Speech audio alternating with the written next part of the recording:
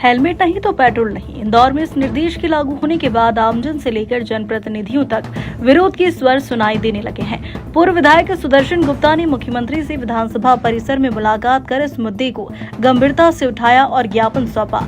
सुदर्शन गुप्ता का कहना है कि इंदौर में ट्रैफिक की गति धीमी है और हर 1 किलोमीटर पर सिग्नल के कारण वाहन रुकते हैं। ऐसे में हेलमेट को अनिवार्य करना कई लोगों के लिए परेशानी का कारण बन रहा है। उन्होंने बताया कि कई लोग हेलमेट पहनने से गली, सिर और अन्य स्वास्थ्य समस्याओं की शिकायत कर रहे हैं। पूर्व विधायक का तर्क है कि हेलमेट को ऐच्छिक किया जाना चाहिए ताकि जिसे जरूरत लगे वो लगाए, जिसे न लगे वह न लगाए। उन्होंने सुझाव दिया है कि बाईपास, एबी रोड और तेज रफ्तार वाले बाहरी इलाकों में इसे सख्ती से लागू किया जाए, जबकि शहर के भीतर जहां ट्रैफिक की गति धीमी होती है वहां इसे स्थगित किया जाए। पूर्व विधायक ने यह भी कहा कि जब तक इंदौर में हेलमेट को लेकर पर्याप्त जागरूकता नहीं फैलाई जाती तब तक इस नियम को स्थगित किया जाए। कल माननीय मुख्यमंत्री जी से मिलने गया था और विधानसभा परिसर में उनसे मेरी भेंट हुई और उन्हें मैंने ज्ञापन देके मांग की है कि इंदौर में जो हेलमेट की अनिवार्यता उसको समाप्त किया जाना चाहिए। इंदौर में इतना अधिक दबाव है यातायात का कि आदमी चलना बड़ा मुश्किल है।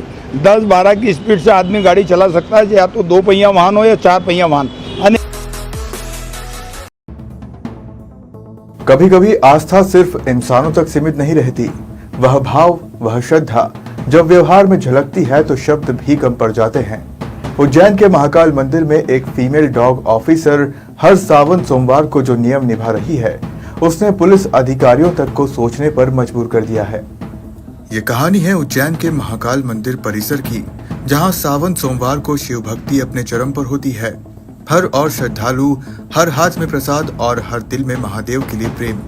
इसी भीड़ के बीच तैनात है एक फीमेल डॉग ऑफिसर जो सुरक्षा ड्यूटी पर हर रोज की तरह तैनात होती है, लेकिन उसका सोमवार कुछ अलग होता है। हर सावन सोमवार यह डॉग ऑफिसर अन्न का एक दाना तक नहीं खाती। सुबह से शाम तक केवल दूध पीती है और पूरे मन से ड्यूटी निभाती है। पुलिसकर्मियों को पहले लगा कि शायद उसकी तबीयत ठीक नहीं है, लेकिन जब यह सिलसिला लगातार 2 सावन से देखा गया तब समझ आया कि यह आस्था का नियम है, आदत नहीं। महाकाल लोक से लेकर मंदिर परिसर तक आने जाने वाले वाहनों और लोगों की जांच में ये डॉग पूरी मुस्तैदी से डटी रहती है। शब्दों के बिना किसी प्रदर्शन के यह मुख प्रहरी जैसे श्रद्धा की एक नई परिभाषा गढ़ रही है। महाकाल की नगरी में जब भक्ति, कर्तव्य और आस्था एक साथ चलें, तो ऐसी कहानियां जन्म लेती है। यह डॉग ऑफिसर सिर्फ एक सुरक्षा कर्मी नहीं बल्कि महाकाल के प्रति एक मूक भक्त भी है, जिसने हमें सिखाया कि आस्था जताई नहीं जाती, जी जाती है। सावन के महीने में वो अपने आप ही खाना नहीं खाती है, वो सिर्फ दूध पीती है। अब ये सिर्फ सावन के महीने में ही होता है, बाकी दिनों में जब रहती है तो नॉर्मल अपने जो डाइट दी जाती है वही खाती है, लेकिन खासकर जो सोमवार के सवारी का रहता है तो उस टाइम वो सिर्फ दूध ही पीती है, खाना नहीं। ये एक आरक्षक पद पर तैनात है और ये भी VIP ड्यूटियां, और जैसे महाकाल मंदिर, रेलवे स्टेशन, बस स्टेशन, ऐसे करके सभी चेकिंग पूरे शहर में सिटी चेक। उज्जैन जिले के उन्हेल थाना क्षेत्र के कर्नावट ग्राम से दर्दनाक हादसे की खबर सामने आई है। खेत में काम कर रही एक 14 वर्षीय किशोरी की करंट की चपेट में आने से मौके पर ही मौत हो गई। इस हादसे से गांव में शोक का माहौल है। दरअसल घटना बुधवार की सुबह की बताई जा रही है, जब कर्नावट गांव की रहने वाली गीता मालवीय अपनी मां के साथ गांव के ही एक किसान ओमकार सिंह के खेत में सोयाबीन की निदाई का काम कर रही थी। रोजाना की तरह खेत में 10 से 15 मजदूर काम कर रहे थे, तभी अचानक एक हाई वोल्टेज बिजली का तार खेत पर गिर गया। दुर्भाग्यवश गीता उसकी चपेट में आ गई, जिससे मौके पर ही उसकी मौत हो गई। आसपास मौजूद मजदूरों ने जब यह हादसा देखा तो तुरंत उसे अस्पताल ले जाया गया, जहां डॉक्टरों ने उसे मृत घोषित कर दिया। पुलिस ने मौके पर पहुंचकर शव का पोस्टमार्टम करवाया और उसे परिजनों को सौंप दिया। पूरे मामले की जांच फिलहाल जारी है। सर, मैं ग्राम कर्नावट का रहने वाला मजदूरी करता हूँ। मैं मजदूरी करने वाले हैं, तो सुबह मजदूरी करने गई थी। अब मालूम को नहीं कि क्या तार टूटो, खेत में मालिक में मालूम नहीं है कि तार टूटा कि टूटा। अगर उसको मालूम होता वो भी नहीं बोलता कि तार टूटो हुए, तो वो भी मतलब सब लोग प्यार लागे था। करंट थी, वही तार टूटी और करंट थी। उज्जैन नगर निगम के नवागत कमिश्नर अभिलाष मिश्रा ने अपना पदभार ग्रहण कर लिया है। मंगलवार सुबह सबसे पहले उन्होंने बाबा महाकाल के दर्शन किए। इसके बाद नगर निगम मुख्यालय छत्रपति शिवाजी भवन पहुंचकर विधिवत रूप से चार्ज संभाला।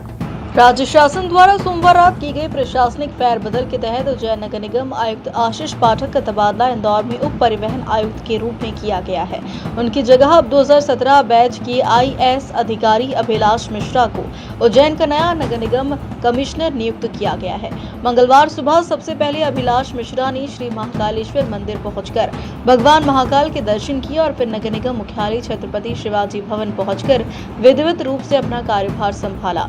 पदभार ग्रहण करने के बाद हमारे संवाददाता सचिन यादव से खास बातचीत में कमिश्नर ने बताया कि उनकी प्राथमिकता सिंहस्थ महाकुंभ 2028 की तैयारियों को लेकर रहेगी। इसके साथ ही वे स्वच्छता, आधारभूत ढांचे के विकास और स्मार्ट सिटी प्रोजेक्ट पर विशेष ध्यान देंगे। अभिलाष मिश्रा इससे पहले इंदौर नगर निगम में अपर आयुक्त के पद पर कार्यरत थे और प्रशासनिक दक्षता के लिए जाने जाते थे। वहीं उज्जैन के ADM रहे संतोष टाइगर को अब नगर पालिका अपर आयुक्त का दायित्व सौंपा गया है। इस थोकबंद तबादला सूची में कई डिप्टी कलेक्टर और ADM स्तर के अधिकारी भी एक स्थान से दूसरे स्थान पर भेजे गए हैं।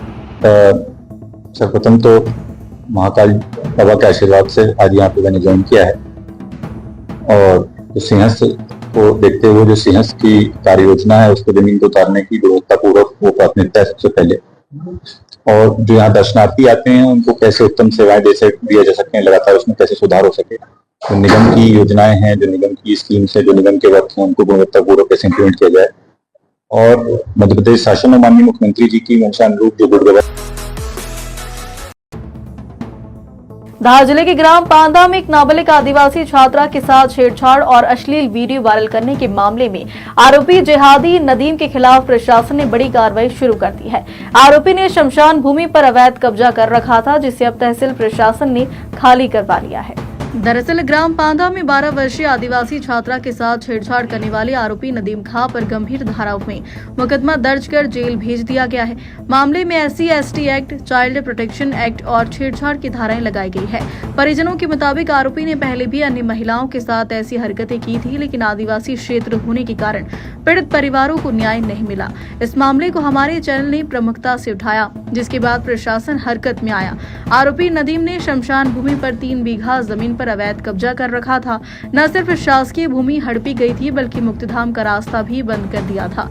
ग्रामीणों के आक्रोश और मीडिया रिपोर्ट के बाद तहसीलदार बदनावर की टीम मौके पर पहुंची और कब्जा हटाया। ग्रामीणों का कहना है कि प्रशासन ने कब्जा तो छुड़वा लिया, लेकिन अवैध रूप से शासकीय भूमि पर बने मकान पर अब तक कोई कार्रवाई नहीं की गई है।